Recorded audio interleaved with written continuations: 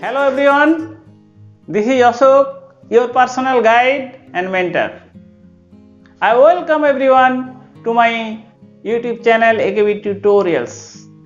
Here we are going to discuss and cover some important concepts of mechanical engineering that are very useful and helpful for competitive exam and job interviews. So let us start today's session. So today we are going to learn one important topic of strength of material. That is, today's topic is elastic modulus. Now let us start with elastic modulus. So before going to elastic modulus, we will define what is called Hooke's law.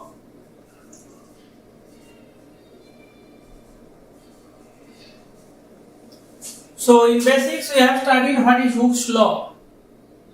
So Hooke's law is defined as within elastic limit the stress is directly proportional to strain. So this is given by within elastic limit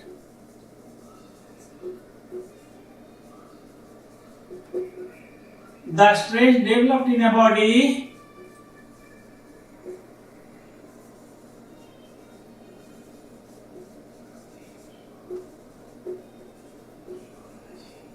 is directly proportional to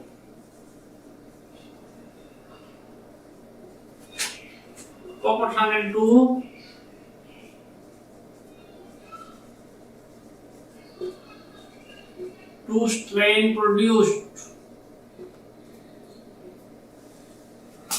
Okay, so in a stress strain diagram, if we see within elastic limit the curve is a straight line, and this is the sigma developed in a body and epsilon, that is strain developed in the body because of external load. So this is the body is under external load P. Here P is a direct load. Because of this P, sigma developed in the body is given by P by A, that is resistance developed in the body by the original cross sectional area, and epsilon, that is strain developed in the body is given by, that is dl by L, where dl is the extension produced in the body over a length of L. Okay, so over a length of L, dl is the extension produced, so dl by L is equal to the strain developed in the body. So as per the Hooke's law, we can write sigma is directly proportional to epsilon, or we can write sigma is equal to some constant into epsilon. So here E is the elastic modulus. Now what is E? E is known as Young's modulus of elasticity. Young's modulus of elasticity.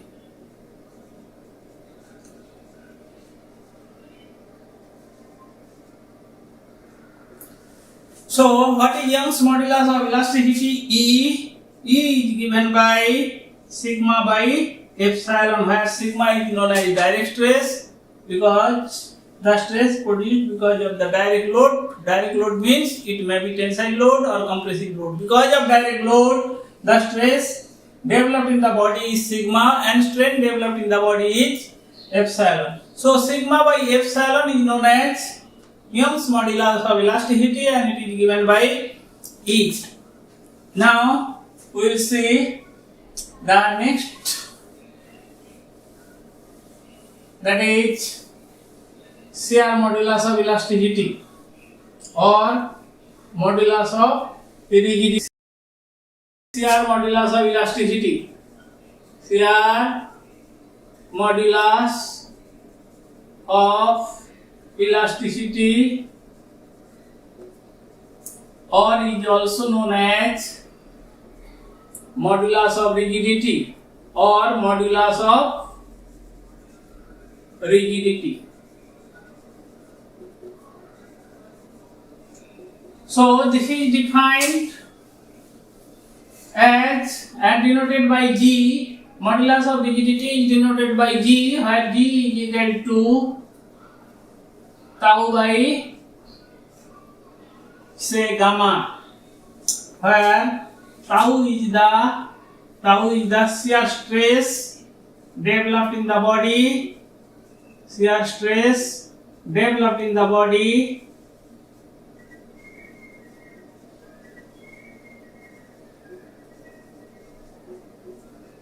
because of shear load, and gamma is equal to shear strain.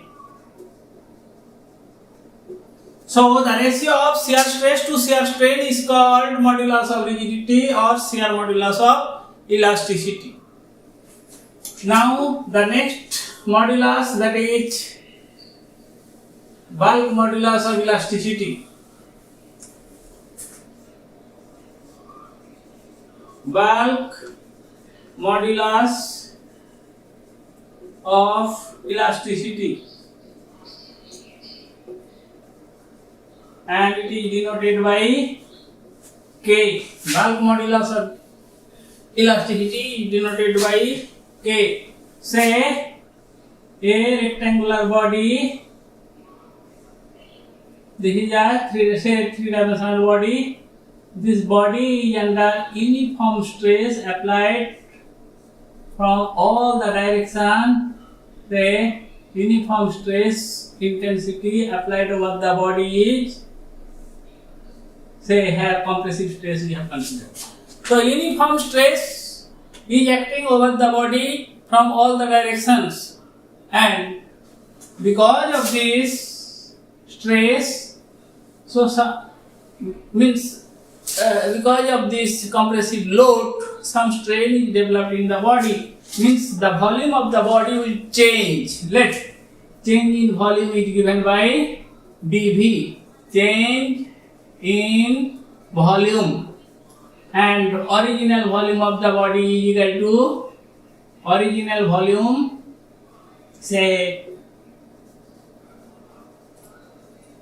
is equal to V. So volumetric strain is given by volumetric strain. In this case, volumetric strain is given by change in volume, that is dV, to original volume. What is original volume? Volume is dV. So dV by V is the volumetric strain. So it is compressive strain because of the load is compressive load acting over the body. So volumetric strain is given by dV by V. Now bulk modulus of elasticity is defined as bulk modulus of elasticity K is equal to uniform stress intensity, say sigma by dV by V. So it is given negative sign because stress is negative. So minus sigma divided by dV by V is the volumetric strain. So it is denoted by epsilon V. So we have seen the three elastic constant, what is E, G and K. That is Young's modulus of elasticity when stress and strain are direct stress and strain acting over the body. So that will produce, that is Young's modulus of elasticity. Then next, when shear stress is acting over the body, that is bulk modulus of elasticity, shear modulus of elasticity G, and G is given by tau by gamma, shear stress to shear strain, and K is the bulk modulus of elasticity, that is given by the ratio of uniform stress intensity to the volumetric strain. Now we will see that another elastic constant, that is called the Poisson's ratio. Poisson's ratio. So Poisson ratio, it is denoted by mu, and mu is given by, that is lateral strain to longitudinal strain.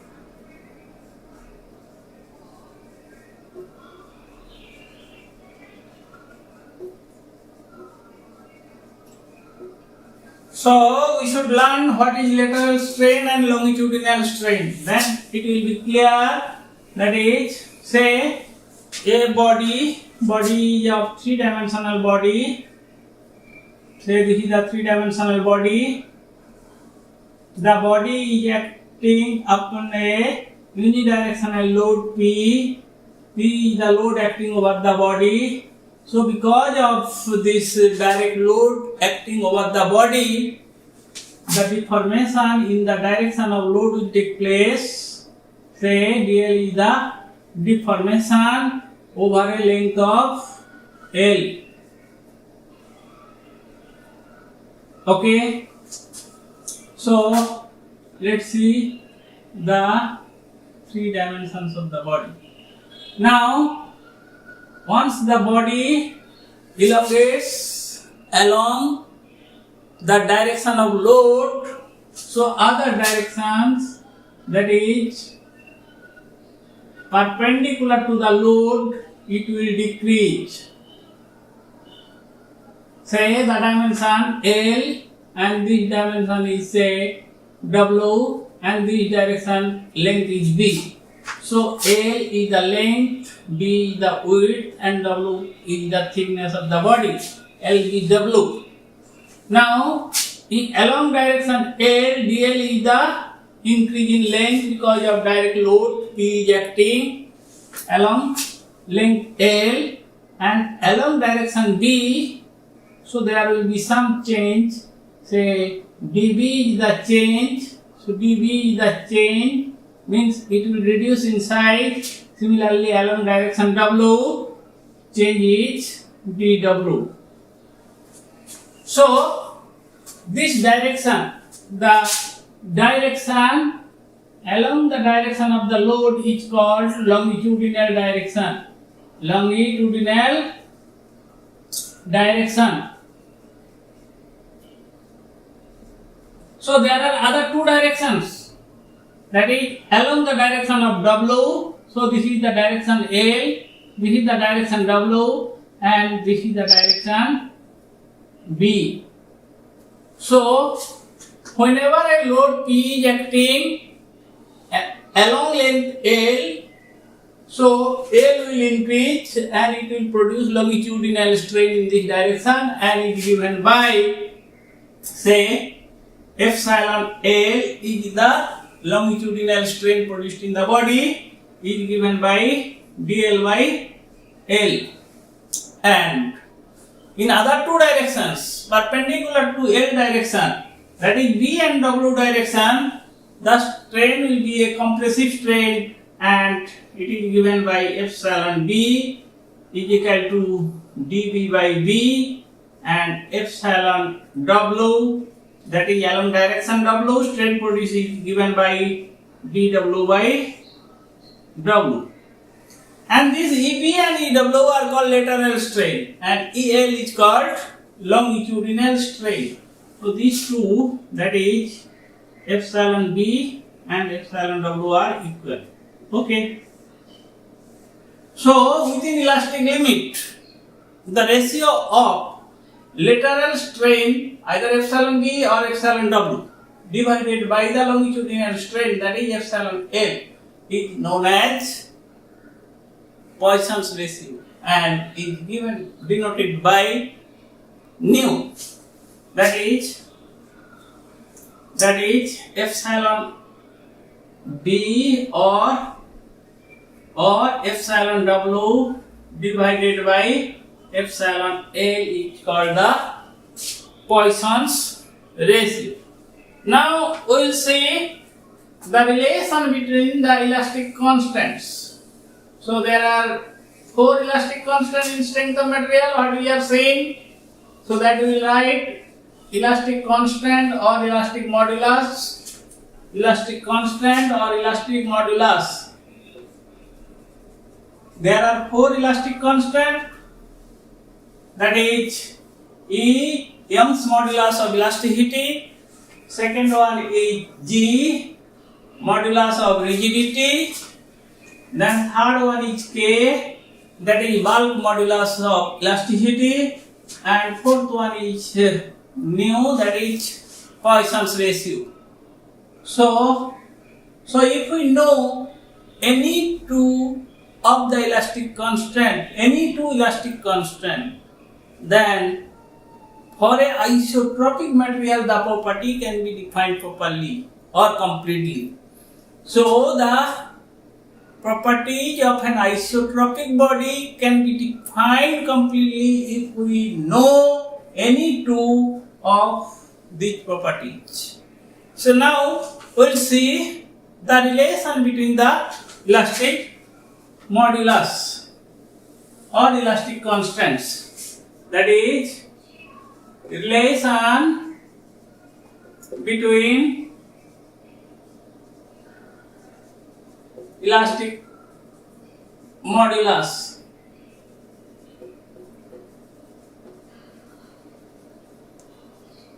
So the first relation, that is relation between E and G, relation between E and G, that is Young's modulus of elasticity and modulus of rigidity. So there is a small proof given in every book, so you can directly write this and you have to remember this for solving the problem as well as for any competitive exam. These questions may come directly. So E is equal to 2G into 1 plus nu. So this is a relation between the Young's modulus of elasticity and modulus of rigidity, that is where E is equal to Young's modulus of elasticity, modulus of elasticity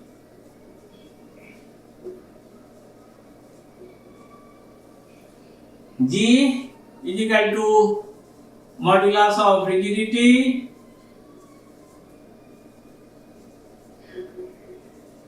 and nu is the Poisson's ratio.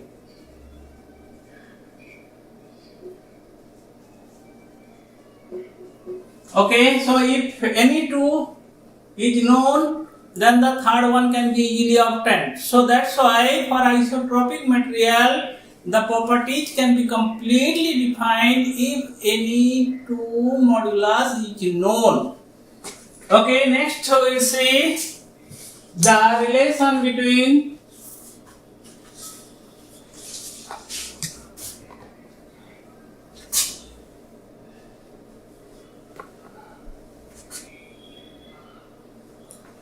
E, K and G.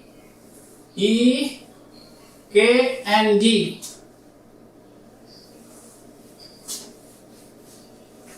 E, K and G. So the relation between these three is given by, that is E is equal to 9 K G divided by 3K plus G. So this is the relation between E, K and G. So any two of these three are known, any two is known, then the third one can be easily obtained, where E is equal to Young's modulus of elasticity, K is equal to modulus of rigidity, bulk modulus of elasticity, and G is equal to modulus of rigidity. And next, the relation, that is relation between E and K. Relation between E and K. The third one is the relation between E and K can be written as E is equal to 3K into 1 minus 2 nu. Where E is the Young modulus of elasticity, K is equal to the bulk modulus of elasticity, and nu is the Poisson's ratio. So these are the relation between the elastic constant, and for isotropic material, two elastic constants are required to define the properties of the material completely. Now we'll see the volumetric strain.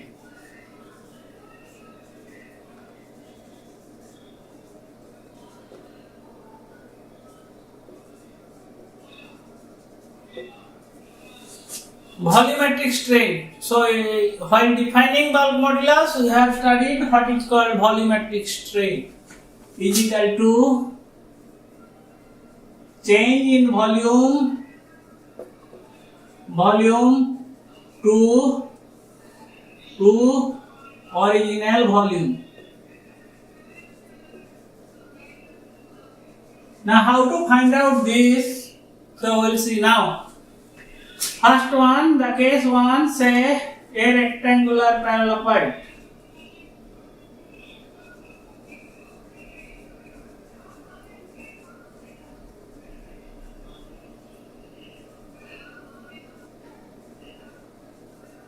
So for this, say a body, rectangular body is given, and the length of the body is L, width of the body is W, thickness is W, and width is B.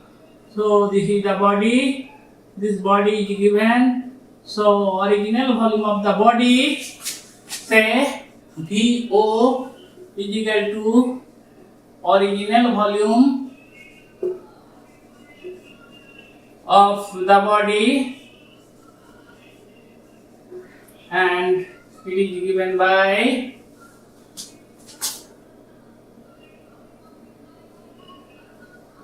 L into B into W. So original volume of the body is given by L into B into W.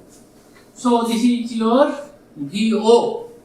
So by taking log from both sides, that is log VO is given by log L plus log B plus log W. Now deriving this or taking the derivation, so we can write dVO by VO is equal to dL by L plus dB by B plus dW by W. This is known as the volumetric strain. Change in volume. What is dVO? Because of the load acting over the body, change in volume is dVO over a volume of VO. So dVO to VO is the volumetric strain. So we can write this one as epsilon V is equal to dL by L, that is strain in L direction, epsilon L, plus dB by B, that is strain in B direction, that is epsilon B, and dW by W, that is strain in W direction, epsilon W. So epsilon V, that is change in volume, is given by epsilon L plus epsilon B plus epsilon W. That is the sum of the strains produced in L direction, B direction, and W direction. Now we will see a cylindrical body.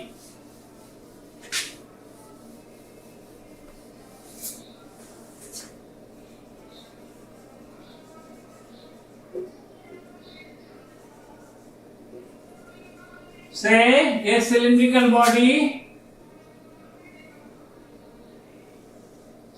of radius R, say radius is capital R, and the height of the cylinder is say h.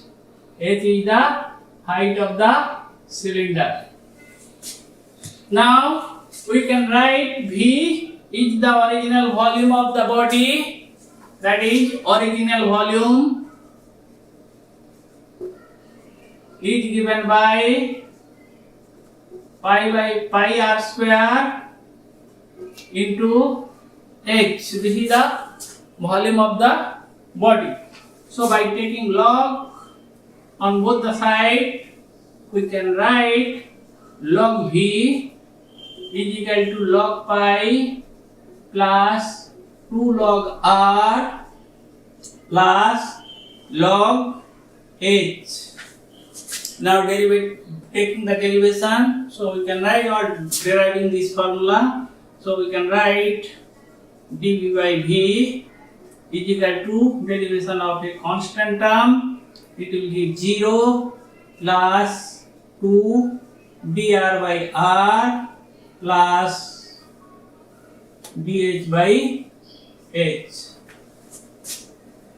So dV by V is known as volumetric strain, is given by 2 into epsilon r, strain produced in r direction, plus dh by h, that is strain produced in h direction. So epsilon V, that is volumetric strain produced in a cylindrical body, is given by 2 into epsilon r, means strain produced in r direction, plus epsilon h, that is strain produced in h direction. Now we'll see if the body is a spherical body.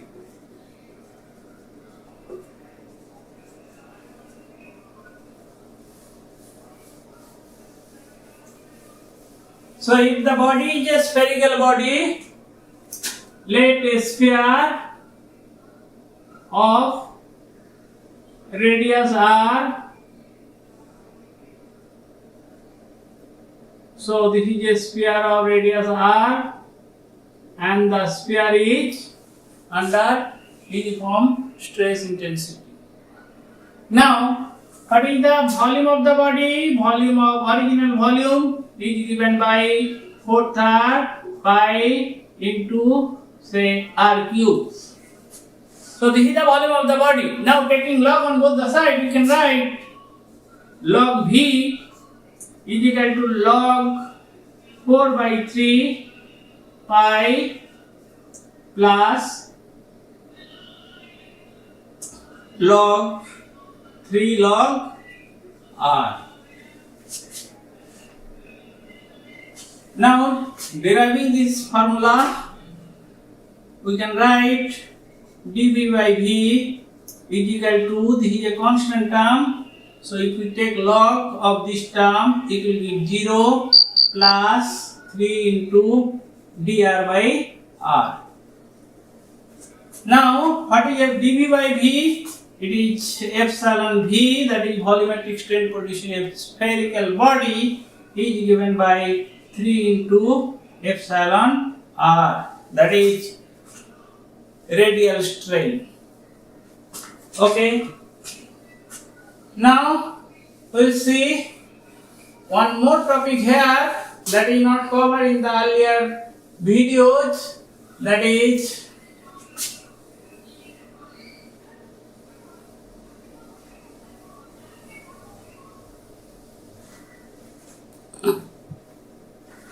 the stress strain diagram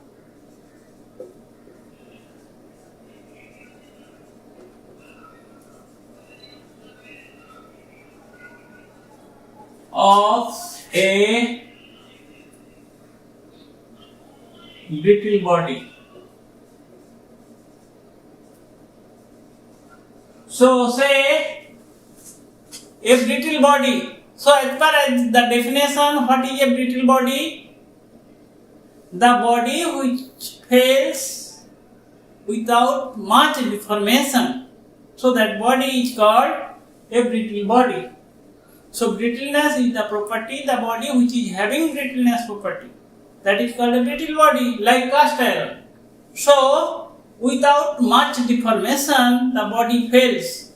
So if we see the stress strain diagram of this body, say cast iron, if we see the curve will be straight line for some distance, means up to proportional limit it will be straight line, then it will slightly bend and fail. So not much information is obtained from stress strain diagram. Even the upper limit means Young's modulus, that is upper yield point, is not clearly defined for this body, because without much deformation the body will fail. This is the failure point. And this point is called the proportional limit.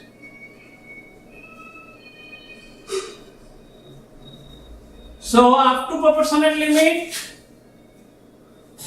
the body, the curve is a straight line. Up to proportional limit, the curve is a straight line, and after that there will be very small deformation or no deformation at all, and the body will fail. So even that upper yield point is not clearly defined. For this, we are considering another term to define yield point.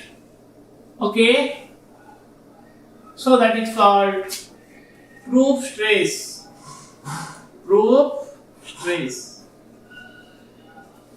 So if we draw a line parallel to this straight line, okay, that is at 0.02% strain or deformation.